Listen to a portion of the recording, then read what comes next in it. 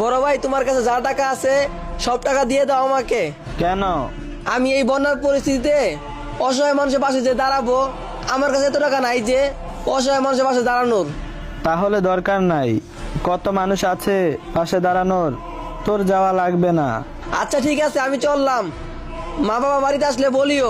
আরে যা যা, হাতে 1 টাকা নাই, আবার মানবতার ফেরিওয়ালা হতে যাইতেছে। বন্ধু, একটা হেল্প করতে পারবি? আরে বন্ধু, তুই বল কি হেল্প করতে পারি। আমি সব সময় তোর পাশে আছি। বেশি কিছু না, আমার হাতে তো টাকা নাই, তুই যদি। থাক, আর বলার লাগবে না, এই নে আমার কাছে যা আছে নিয়ে যা। আরে আমার কথা না শুনে দিয়ে দিলি। আমি জানি তুই যা করবি মানুষের উপকার ও ভালো কাজেই করবি। প্রিয় এলাকাবাসী, সবার কাছে একটা অনুরোধ, আপনাদের হাতে 10 টাকা 20 টাকা যা আছে তাই আমাদের দিয়ে এই বন্যার অসহায় মানুষের পাশে দাঁড়ানো। দয়া করে আমাদের ফ্যাক্টরিতে এসে দিয়ে যাবেন।